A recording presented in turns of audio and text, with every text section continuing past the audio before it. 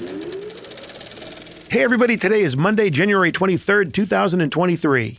Coming up on the show today, from the Blumhouse horror movie M3GAN, editor Jeff McEvoy. As an editor, I really try to approach this as like, sometimes you're the tourist and sometimes you're the guide. It depends on the day. There are these emotionally vacant people that are doing big things, sometimes ethically questionable things, but on some level, they get deified. It's too late to fire the DP. It's too late to fire the production designer. It's already in the can. So as an editor, you feel very vulnerable. Like, I'm here in this hot seat trying to get this thing across the finish line. Yes, all that and more in this edition of The Rough Cut.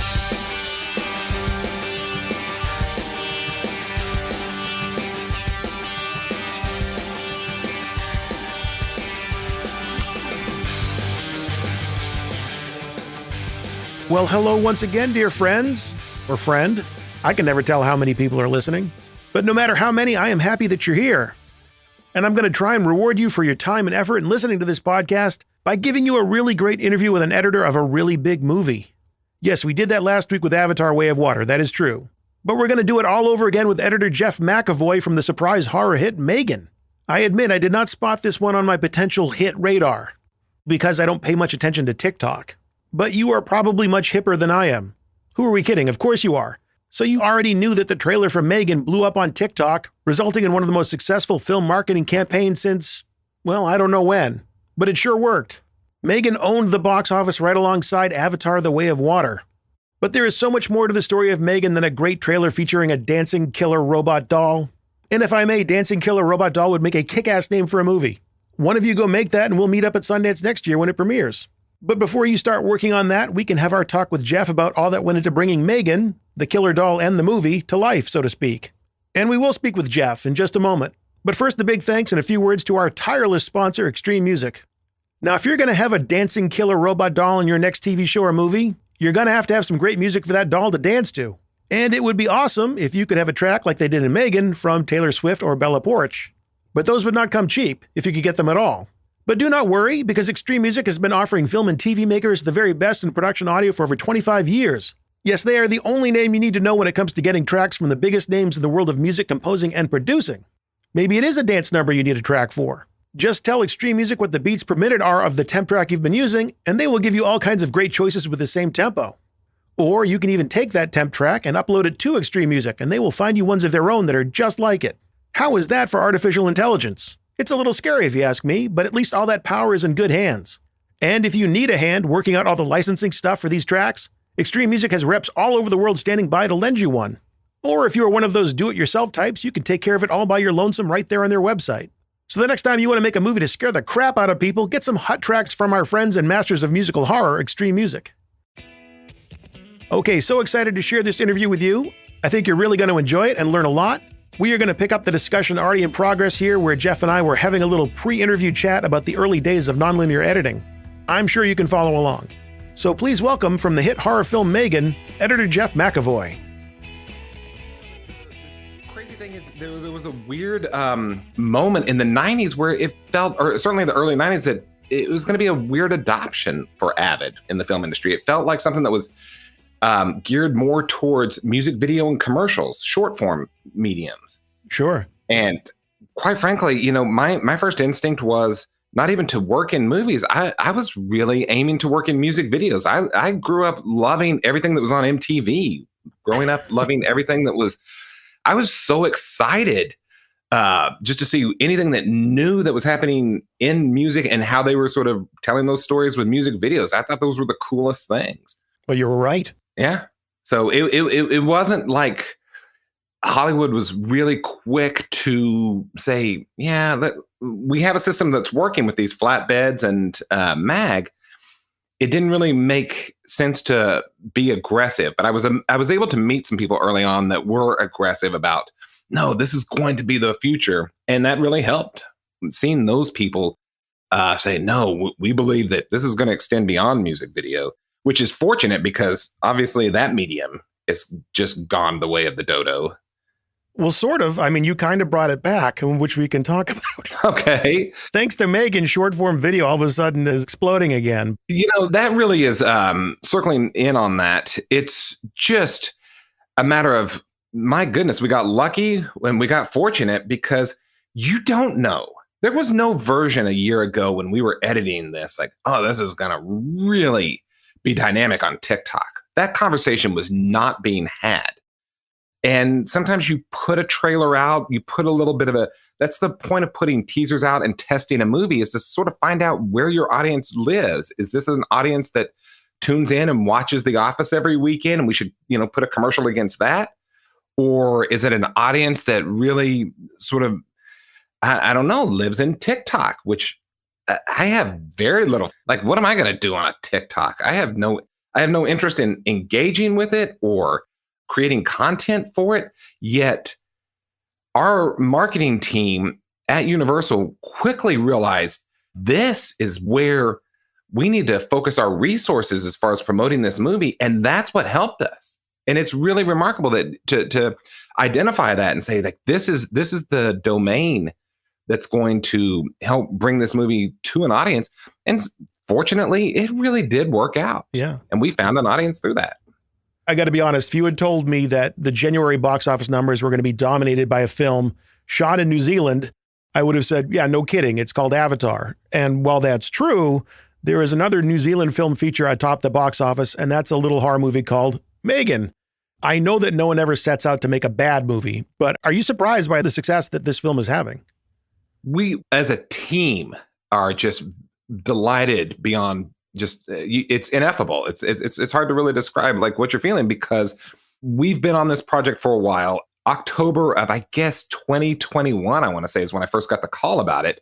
Hey, do you want to go to New Zealand and work on this movie? And I was like, yeah, let's do that. The script sounded really fun.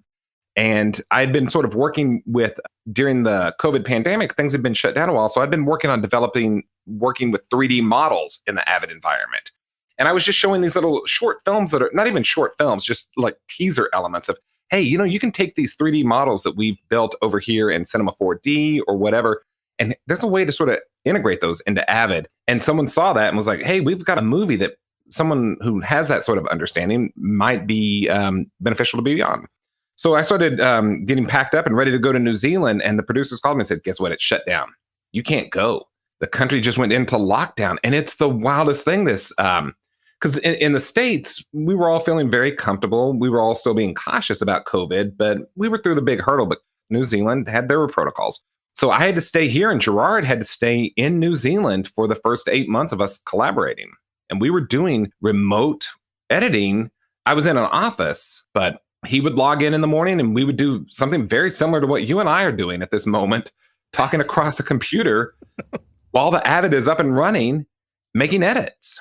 Well, let's peel that onion a little bit. There's a few things there we got to dig in on. You mentioned you got the call in October of 21. You also mentioned Gerard Johnstone, the director of the film. I don't believe you had worked with him prior. You just sort of jumped right into, like, I did some 3D modeling within the Avid and I got this gig. How did you get the gig? Was it your agent? Was it a connection through the studio? Was it a friend of Gerard's? I'll tell you right now, it's a young person, Cooper Samuelson, over at Blumhouse. I've never worked with Blumhouse before, but I've known Cooper for about 20 years, just on various sort of little things here and there. Cooper would always call to say, hey, do you want to look at something and just give us any feedback? Cooper's do you want to read a script? How can we work with you? We've just known each other in a circle of the small film community, but Cooper pulls together really great projects at Blumhouse, and he really made a name for himself over there with Whiplash. He knew Tom as well and was able to get Tom on that movie. Cooper's really good about finding the right person for the right project. And so he's the one who initially reached out to me and said, I think you'd be a great fit. You should meet Gerard. And we just took it from there. It was just that. So meeting Gerard, tell me about that meeting and the interview process with him, seeing, like, is this going to be a good fit for us? It was one of those situations where, again, we had to do it across this network, and we didn't really even have that luxury of being able to fill things out. There was this need to get an editor on the project, and Gerard trusted Cooper. Cooper had helped him get onto the project. Cooper had worked with him through development and prep. So when Cooper said, hey, I think you're really going to appreciate Jeff, I just hit the ground running. And whenever Gerard could, he would pop in for a minute. But it wasn't until I really turned over a full assembly, then he and I sat down. I think he just sort of said, okay, I'm going to trust the process of what's ever going on at Blumhouse and Atomic Monster, and just show me a cut with this person, and then we'll take it from there. And so I sent Gerard a cut really rapidly, and quickly we found out that we were of a similar cloth on things. So Gerard and I couldn't have asked for a better sort of partner to work with on this film. Just to be clear, have you ever actually met him in person by this point? We had not met until after 8 months of working together. After 8 months of this sort of extended thing, he did have to come to the States to do a little bit of finishing work. We were able to fly him and his family over. And at that point, we were able to sort of sit in the same room together and, bump knuckles as far as like, hooray, and stuff like that. But even still working across the internet like this, he and I had sort of similar sort of vibes that worked well. One of the things we enjoyed doing is like I would hear his little watch beep, and that meant it was time to stand up and do our air squats or, do 10 push-ups. And that's certainly something that's very important to me, is to find a way to stretch. And Gerard as well. He's someone who's like, all right, we got to do our squats. We got to do our lunges, And so we were able to bond over that similar sort of thing that was important to both of us, because neither of us are in our 20s anymore. Yeah, you can't overlook the mental and physical wellness aspect of getting through this job. You mentioned reading the script and it was fun. And of course, I can't imagine any other kind of reaction to this script other than, wow, this is going to be fun. What things about it stood out to you? And did you make any specific notes about this can be challenging or this we're going to have to really keep an eye on as we get into production and then editorial? There were no sort of red flags. Something I look at in a script is, how is this movie going to test? For me, the testing process is so important in how movies are done. And I know that that's probably not something you should do early on in your career. You should be grateful that anyone is even offering to bring you onto the journey with them. But I'm in a place now where I just know that one of the most challenging parts of a process is editing a movie and then putting it before your test audience and hoping to get positive feedback, because that inspires excitement and it inspires confidence from your studio and from your producers when you test well. So I like to read a script and be like, you know what, I feel really good that we can go into testing with a movie like this and it's going to be enjoyed by an audience. And this script had all of those beats. The weird thing about this script is the script that I read is identical pretty much to the movie that we released, other than the ending, but it's not the movie that we eventually landed on. And that comes down to tone. Tone in a script, there are so many things that can influence tone. And this is where Gerard was incredibly talented. He knew how to get this. I didn't see as much of the comedy in the script that is in there. It wasn't like there were gags and one-liners that sort of lent itself. And certainly seeing Atomic Monster and Blumhouse, you do not sort of anticipate that there's going to be comedy. And in fact, that's something that works in the testing process. People would sit down and see those logos come up, Universal, Blumhouse, Atomic Monster, and they're expecting this hugely scary movie, which this has horror elements for sure, but it's balanced with a fair amount of comedy and chuckles. And I just did not see that being so dominant in the first draft that I read. But because Gerard understood how to get there, once Daly started coming in with actors' performances, you realize like, oh, this is going to be a little quirky. This is going to be weirder than I could have imagined. Well, let's take a little tangent there because I think it's an important one. And I'm sure we'll be talking about tone more later on. You said you didn't see it in the script. I don't see the comedy in the written words of that first draft of the script. But where does the comedy then come from? Is it tone of dialogue, delivery, your editing? How can you manufacture comedy if it isn't there on the page? Well, one of the first things you do is you hire a stand-up comedian, which they were able to do. Ronnie Chang came into the movie, and he's certainly got a couple Netflix specials as a stand-up comedian, and he sort of plays the heel in the movie. And so when you read somebody say, "Go F yourself," that delivery from a comedian, in a weird way, he plays such a delightful heel that you can kind of chuckle at a boss that's like that. So that would be the first thing. We also had another young actor, Brian Alvarez, who came in, and he did a bit of comedy acting on, I guess, Instagram, TikTok. He's somebody who's in that world of doing short form editing, and he sort of played a character who, had some comic sort of movements and almost deadpan looks. So it certainly comes from the actors making those choices. And then, of course, just the sass of M3GAN. I did not read a sassy M3GAN. I read a doll that's very robotic, almost Teddy Ruxpin-ish. That'd make for an interesting movie, too. Well, I mean, that was my initial instinct. Was like, oh, this is Teddy Ruxpin gone mad. Well, so thematically, in communicating with Gerard about the tone of the film, did he give you reference movies or reference material to work with? Something like James Wan's Annabelle or Chucky has been brought up. Personally, I prefer Talkie Tina from the Twilight Zone, but or even something less obvious, and maybe no killer dolls. Like, what references did he give you to sort of give you that input of like, this is kind of what I'm going for? There was no sort of direction in that regard because Gerard's very specific. He would just communicate like, I want the scene to be X. And it wasn't like he ever referenced another film in so much as referencing other movies came from the score. And I don't know if you sort of recall this. It was, again, a score that I, in the temp process, would have never leaned into. It felt like, oh, we were going to a throwback score. And he was pulling a lot of this Chris Young Hellraiser sort of temp and things like that were very orchestral. And on some level, my instincts were like, no, this is this should have a much more sort of modern synth feel and electronic. And he was like, no, we got to go with the classics. And he would reference those movies. And he was 110% right because, again, my instinct was to like, let's keep this modern. It's going to be easier for the composer to do something that's more synth oriented. I don't know how much of an appetite anyone has to hire an orchestra. And Gerard's like, no, it has to be this. And he was absolutely correct. The test audience, again, gave us the feedback that they loved hearing that sort of throwback style of music. Do you think that worked because it was counter to the needle drops? You do have very modern, poppy, non-orchestral music going on. What was it for you, besides the audience feedback that says, oh, I was wrong, he was right, this was the kind of score we need? Well, the fact that it just worked. Because here's the thing. It's very dangerous to get into sort of that bivalent world of one of us has to be wrong for the other person to be right.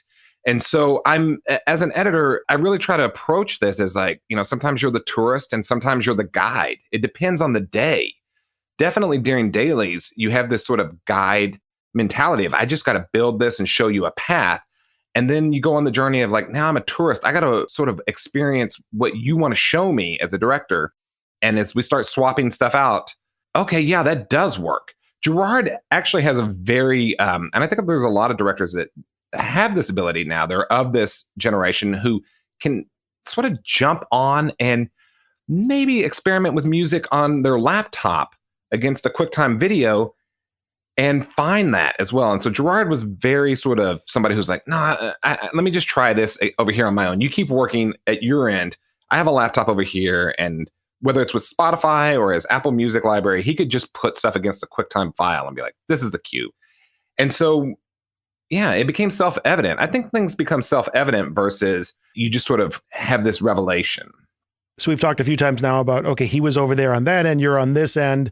What was the setup for you? Where were you working? How did you have the Avid set up? Well, this is an example where Blumhouse has their own ecosystem already built in. They have their own servers, their own Avids, and that is the one area where they have their own offices. And in fact, they're in the process of, they have their own theater. So, they can project movies in there, and they have a mix board. And the objective, I think, pretty soon is to start mixing their own movies there. They like to really keep that all in there, and they have the space for it. We did not mix this one in-house, but they have that ability. The deal with Blumhouse is they like to work in 3.1, which is something that I don't normally do. So the machines are already set up, and it really is turnkey in that regard. You just step into it and start working. Everything's on a server, and any room, somebody can access the media because they have an in-house visual effects team actually over there. Not that they're doing visual effects per se there, but they have a visual effects producer, visual effects supervisor, and a visual effects editor all having access to the cut at the same time that we're working. So it just keeps the process moving forward. So that's the sort of setup. I'm pretty flexible so long as I have a comfortable place to sit. I don't need too much. In fact, there are many days I think people will chuckle. I have to just sit on an Apple box. These Herman Miller chairs don't do it. I like to sort of sit lower with my knees above my hips just to protect my back. And then, every hour we stand up and do our little jumping jacks or whatever. But that's just me. I'll use the standing desk as needed. They have plenty of comforts over there, so that's not an issue. So that's it. The one hiccup working across the internet with Gerard in New Zealand that we discovered at a weird place is Gerard was very specific about music and timings of things. And occasionally I'd get stuff back from him and it just wasn't working. And it took us a hot minute to figure out that, oh, wait, he's working in PAL. Huh. Like, even to this day, that could catch you. Yeah. And I wouldn't even consider that. Only after Gerard would insist that, like, why is this music not lining up? It's always lining up here at my end. And every time I hear music at your end, it's not lining up. And I would be like, Gerard, this is sort of the instructions that were given to me. And then we realized, like, oh, wait, I think you're working at a different frame rate. And then once we resolved that, everyone was all smiles again. Well, did you have a pretty regular communication with him during production? I didn't even talk to him once during production. I wasn't a part of that process. They started shooting the movie and they had wrapped by the time I had been hired. They essentially had a movie in the can. And I think it became, because COVID protocols over there were so much different than they are here, directors and editors couldn't even sit in the same room together in a building. Post-production facilities, it's my understanding, were shut down. So even if they had hired an editor over there, Gerard couldn't sit in the room with them and they were going to have to do this remote thing anyhow. And so I just received a batch of dailies over here in the States. They were going to send me there and I just kind of got turned around on the way to the airport and they said, all right, let's start moving stuff over here. So I never even talked to them while they were filming. Well, you guys certainly made it work. One aspect of the film I don't want to wait any longer to jump into is how M3GAN, the character, the robot, is actually manifested. I mean, I believe it's a combination of on-set performance along with some animatronics and puppetry and maybe some CGI, who knows what else. What are the elements that make up the M3GAN that we see on screen, and how did you combine those things in editorial to help sell the scenes that you were cutting? Well, truly, we had a great visual effects team that helped sell that seamlessness. But yes, you have puppeteers that are working with a puppet M3GAN. We had two puppets, one that you could move and make talk and gesture. And then we had one that we could just put on a stand when you just needed M3GAN standing at the window frozen. You have a young woman who essentially is wearing the M3GAN costume, an amazing dancer, gymnast, martial arts talent to be able to do the physicality that's needed, wearing a mask. And it's my understanding, again, that they spent quite a bit of money developing a mask for this young woman to wear so that you could limit the VFX work. But it became apparent by lunchtime of the first day of shooting that they were going to have to carve holes in the face so this poor girl could breathe and not, that wearing a giant latex mask can really hinder an actor's performance. She couldn't see where she was walking, and it just didn't make, so as a result, we ended up doing a lot of VFX to match her face to the puppeteering. So those were the three elements. And there are a few instances of a full CG M3GAN where it's sometimes just really remarkable how there is nothing on the screen except a blank wall, and we put a creature in there or a doll, and it works. What are the scenarios where you would have to go to a full CG M3GAN? I guess anytime when you had to really rip her apart, that's the one, because anytime that you want to stab or impale or anything like that, you don't want to damage the doll, and you certainly don't want to harm the actor. So you need a full CG anytime you need to sort of see the inner workings of M3GAN, and it's not frequent. I would say there's maybe a handful of those shots. Something in a VFX project that I would ask about is what were the iterative elements, storyboards, animatics, previs, things like that. Were you working with any of those things as you were building out the edit, or was it really they already had a lot of the more fully realized elements in place for you?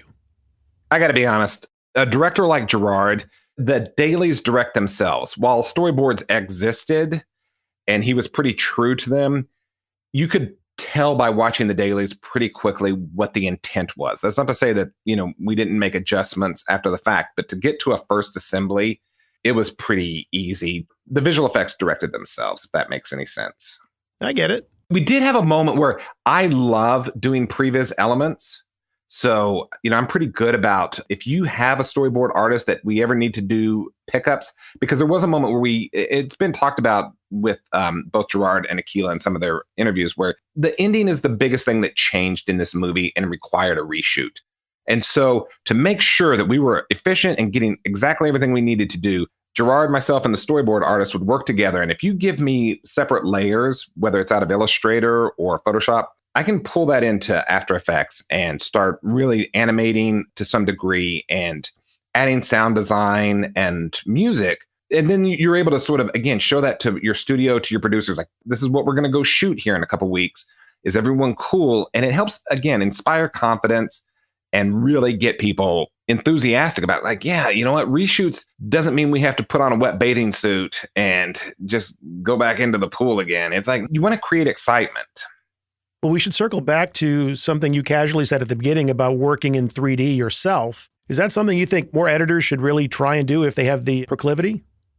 Definitely young people should be getting very acquainted with that, and not 3D in the sense of like, building a creature model so much. But I lean into this idea that the Unreal Engine and the Unity sort of ecosystem are going to be the future of how we do this sort of business. And virtual filmmaking is very real. And in fact, in this movie, we used a virtual set for something very benign, but that was incredibly helpful for the film. And so I think having that, you're going to need to, certainly as a young storyteller and a young filmmaker, learning how to work in Unreal, learning how to work in Unity, you're really going to give yourself a leg up to have that. Well, certainly seeing all the productions that are taking place in the quote volume and in those kind of virtual environments, that makes a lot of sense.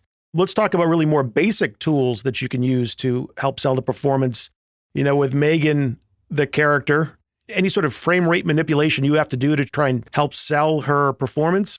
That comes back to the director having a conversation with the actor, and someone who has a gymnastic skill set and a dance skill set is able to sort of create those motions and those walks. But no, I think there was a moment where someone asked us to experiment with that. And we tried to look into that, like trying to make it a little bit glitchy or jumpy. But quite frankly, it wasn't necessary. If anything, I'll say this. This is one of the more, other than the visual effects load that went off to our visual effects team, it was one of the easier sort of films to assemble because there aren't any real gimmicks. You don't ever see any sort of weird frame blending or off-speed stuff. Gerard really treated this like, if we were shooting this on 35 millimeter and cutting it on a flatbed, that's what this film should be like. Something in that sort of traditional filmmaking style, which was cool. And for the character's dialogue, was there actual on-set dialogue delivered that you worked with, or is that really not necessary? It's incredibly necessary. And in fact, it's something that I had never even thought about when I was getting dailies. But what happened is, before you even begin shooting the movie, you have to hire an actor to record all the lines, because the puppeteers, you don't want to spend money on VFX just moving lips unnecessarily. So you have puppeteers that are working to a dialogue track that's already been recorded, that we're playing back on set. And so I would assume that you have a little latitude to go in there and still change lines of dialogue if need be. Which we did have to do. Ultimately, coming from the testing process, people want to hear M3GAN. When you realize that people really like the sassy, you want to amp the sassy. So what happens there is, instead of it truly being visual effects that helps the sync, you would rely on your sound team to manipulate sound speeds a little bit. That would be where more, in speaking to your notion of like, did you do any off-speed stuff with the visuals? We actually did it with the sound to sort of give you more of that Alexa feel a little bit. And we would use Melodyne in Pro Tools. Melodyne was a very useful tool that became part of the M3GAN sound. Sort of gives her a little auto-tune feel. Yeah, that was, I don't know how familiar you are with video games. A little bit. Our sound designer, PK, he was really good about pointing out Portal, the video game there, and how there's a guide in that game that has a sound that was a pretty specific reference. He was saying like, hey, we should listen to this so that it doesn't feel Alexa. She's not talking in a very smooth Alexa comforting way. And Portal, I think, was a reference that was given in sound to then take our actor's voice and take it into Melodyne. So you talked about visually making something glitchy or not needing to. You just mentioned Melodyne stuff for the voice. Her voice, as she gets a little more self-aware and a little more M3GAN, we'll call it. I thought I picked up glitches in her voice and playing even more with that Melodyne. Is that something you tried to do over time, or is it just, no, that was always there, maybe you didn't get it? Our sound designer, PK Hooker, was really smart about, and again, this is with conversations with Gerard, where they would say, like, let's, in the beginning, she's going to be as human as possible. And there's a moment in the movie that I really like where she stands and she looks out the window and she sees the butterfly and she sees the helicopter and she's watching Katie play. It's not even really a dialogue scene, but she's starting to recognize that, oh, there's something that's different about being in the organic world versus being in the mechanical world. And her sense of self is like, I'm not in that organic world. And as she starts coming into conflict with her mission, which is protect Katie at all costs, a little bit of that Melodyne starts to show up more and more, so that by the end of the movie, it's really present. And you start getting more of that. And it reflects where Pinocchio is aspiring to become more of a little boy, she's becoming more and more of the machine. Earlier when we were talking about your Avid setup, you mentioned, Blumhouse already has their factory in place and they have 3.1 set up. And you said, I typically like to work that way. Why is that? What way do you like to work? And what are your reasons for how you like to monitor audio the way you do? Here's the deal. Most of the time when we distribute cuts to producers, to other people, it's going to be uploaded to some type of streaming service. And they're going to watch it either on their home computer, maybe their Apple TV, but probably their laptop. And guess what? There's no 3.1 there. It's just stereo. It's 2 headphones. And I find that it doesn't, sometimes things get lost. And I just don't like having, I don't like having to spend time doing exports to compensate for, oh, I didn't hear this line of dialogue, or the music felt a bit low when we're working it. So preferably mixing in stereo, because so many of the first parts of our journey are going to be reviewed and given feedback in stereo. Just my instinct. I've loved having 5.1 in the room for when people come in and want to watch it. It's fun it's definitely a fun playground and a fun sandbox to work with. But more and more people just don't come into the cutting room to the same degree as they used to watch films with us. Well, I know you don't spend your free time cruising TikTok, but considering the impact that platform had on marketing M3GAN, typically it seems you have a separate marketing editorial department to do things. But on smaller productions, sometimes the lead editor, picture editor, has to wear multiple hats. Do you have to do anything outside the realm of just telling the story of M3GAN to make the movie? Definitely not with marketing. Early on in your career, sometimes you might be asked, hey, can you do a pass at a trailer just to show us what you think or whatever? But M3GAN is an excellent example of how the first trailer that they showed us far exceeded anything that was in my imagination. I don't have that sort of encyclopedic knowledge of the Taylor Swift music library to know to put that into a trailer, but it was the perfect song. I was just like, the very first song had Taylor Swift, and I had to look it up. I was like, who is this? This is a great song for our... So marketing does well what they do well. And I'm very conscious that I don't have any business going on set and walking over and tapping the DP on the shoulder saying like, I think you should use this lens. Like, that's not my domain. And so I really like to stand clear of marketing and trust that they're doing things the right way and that they're testing to maximize the reach of a film. And certainly, the director and I will watch all the trailers and talk about them and be like, are you feeling comfortable with this? Is there something that's missing? Are they showing too much of the wrong thing? And Gerard, he rightly pointed out, like, I'd like to swap out a little bit of this moment for that moment, just to make sure that people understand that it is still a Blumhouse scary film. But for the most part, we knew to steer clear of that. So if there was any one thing that outside of the realm of just assembling shots, I like to think that I can lend assistance certainly with the sound team by building out as fully developed as possible the robotic sort of environment, that they sort of get a roadmap for that. And then ultimately, I have a very strong visual effects skill set that we're able to use in the cutting room that sort of gets some first drafts out of the way on visual effects as far as motion tracking and stuff like that. So that, say you need to put a billboard or a sign in a shot, we can do that quickly with After Effects and get it in the right place and choose the colors so that the visual effects team's not having to iterate through that before they show it to the director, getting the director to sort of just see it in the cutting room. So if that sort of qualifies as sort of stepping outside of the bounds of what a normal editor or the normal editing responsibilities are. Well, I think it's interesting what you were saying about you and Gerard looking at the trailers. What kind of notes did the two of you have about the trailer and just feeling comfortable like this gets across the point of the movie without giving too much away? This was a trailer that for the first time, I really... as far as a movie, I saw this trailer and I was just like, oh my God, that was the first moment I really felt like this could be something. That trailer, even though it was definitely not geared to a 50-year-old guy like me, I was like, oh, I see the commercial potential for this film. And in fact, I was quite pleased at how much they didn't reveal. You certainly saw the action. You saw what M3GAN had the capability of doing, but you didn't sort of see how it was going to result. The third act, which sometimes is revealed in a trailer. I would think, like, well, if you already know how this is going to end, why bother? But they were very precious about not giving that stuff away, certainly in the first trailer, and I believe the second. They kept stuff close together. And so my only note was, hooray, keep going. This is great. I was so excited. I guess that was the thing. Like, there's a point in the process where you've been on a movie for a very long time and you can sometimes get a little bit fatigued.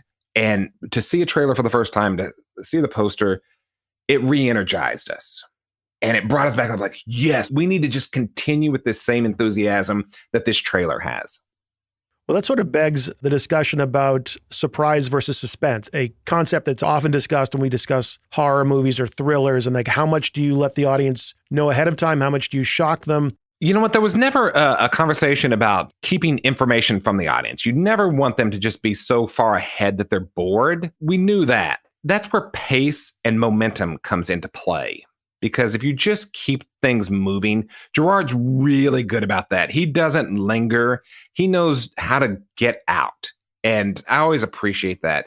He was very clear that he did not want to have a film that went too far beyond 100 minutes, just because he just understands that that's not fun when it's date night and you want to go out and see a movie, you know, or say you're a group of kids and you're going to go get some pizza, and a film like M3GAN is a film that probably 5 or 6 of your friends go out and see together.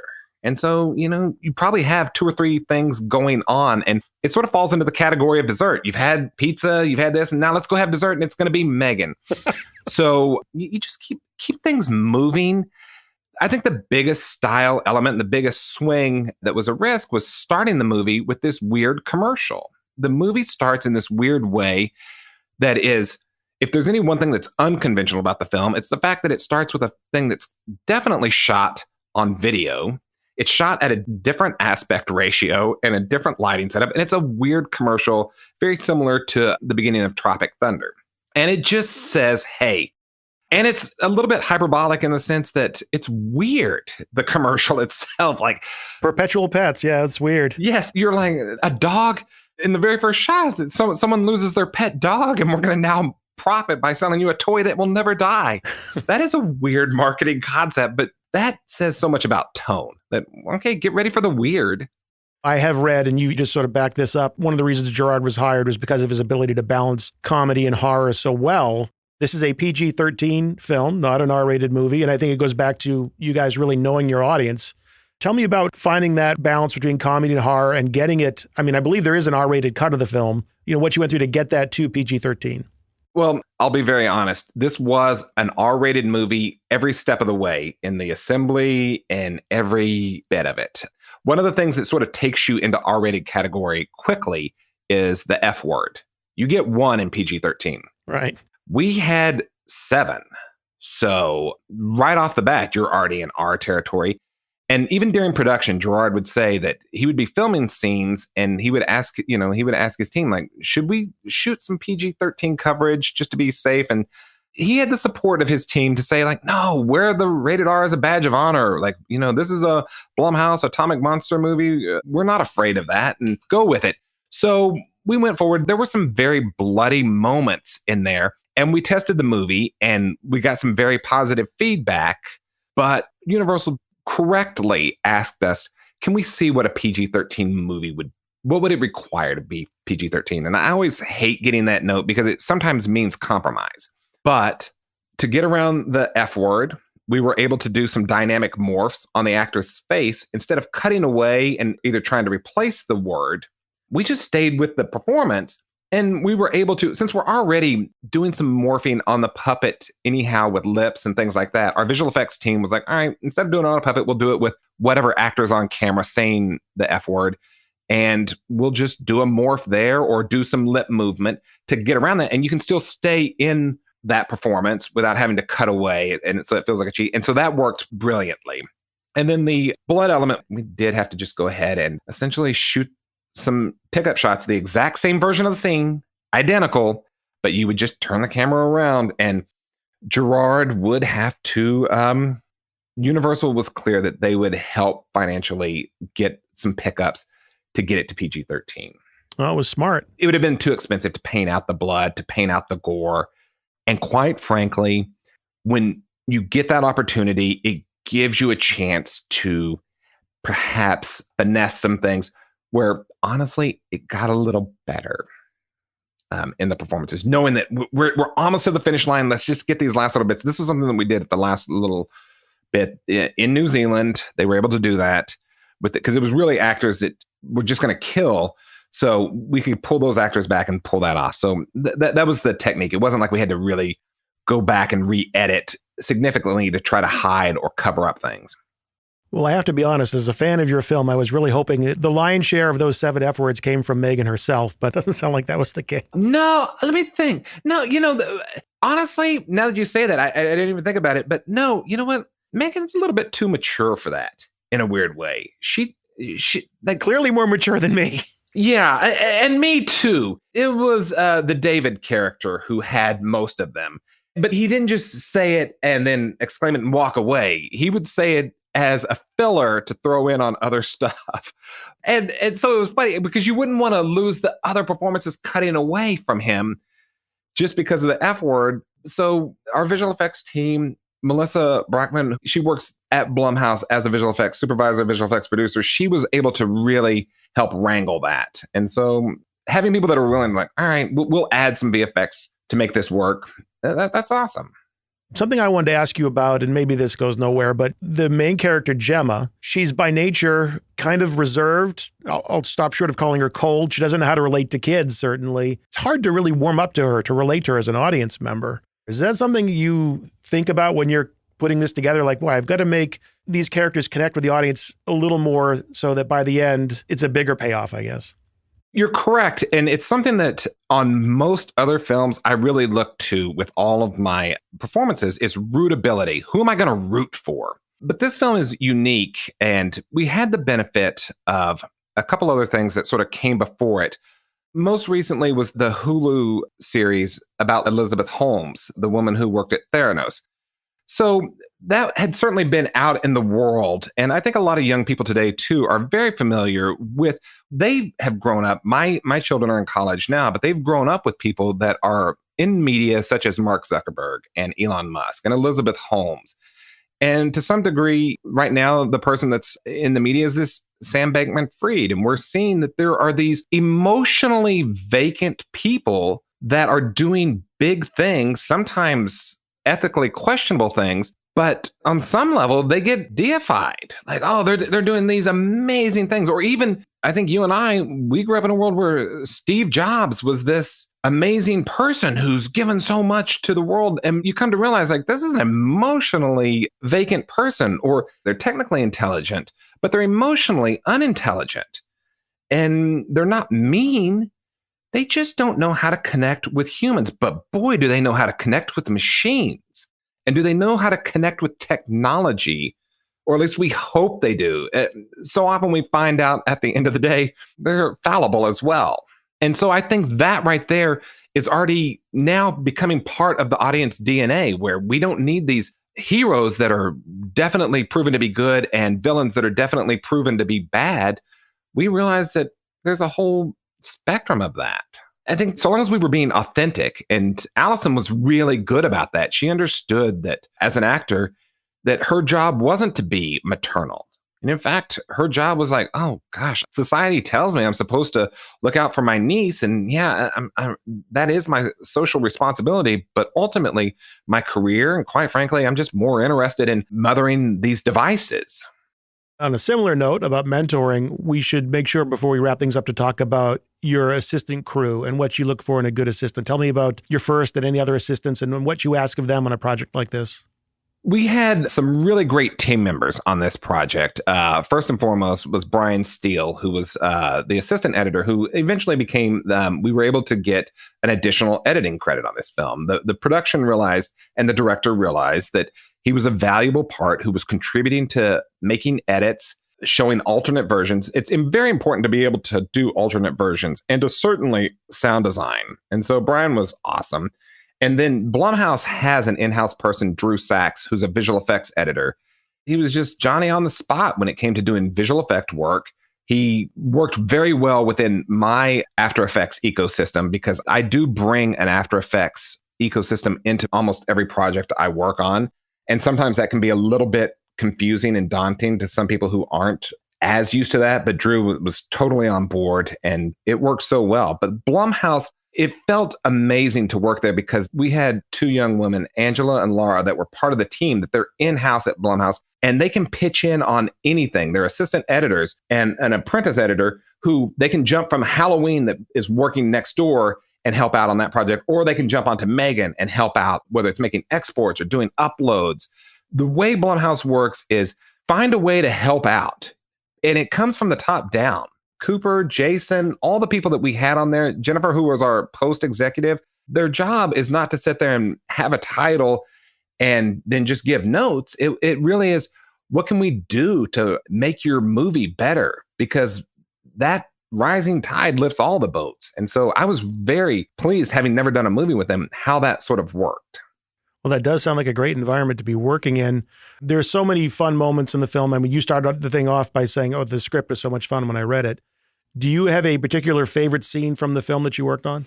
You know, for me, again, I get back to, I really like that moment that's not really a dialogue scene, but the moments where M3GAN is reflecting upon self.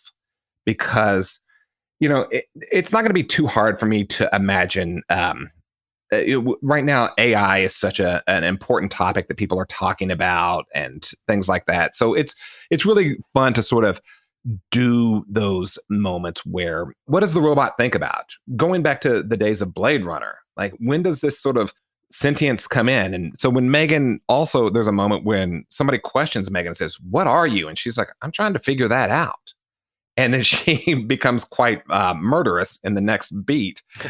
Ultimately, this is a movie that comes back, you know, who has the same DNA as Mary Shelley's Frankenstein. There are so many wants that M3GAN has that are so similar to that I just love that is sort of a universal thing. So anytime we can sort of get that universal, what the computer wants, what the robot wants, those are the scenes that I enjoy. Well, since this is technically a horror movie, I'm going to ask a question that almost never pays off for me. And it's probably not even a good question, but I'm going to ask it anyway, because you seem to be pretty good at rolling with things, Jeff. After a long and storied career in editorial, a horror story from the cutting room, you don't have to name names or name projects. On this particular movie, there were none.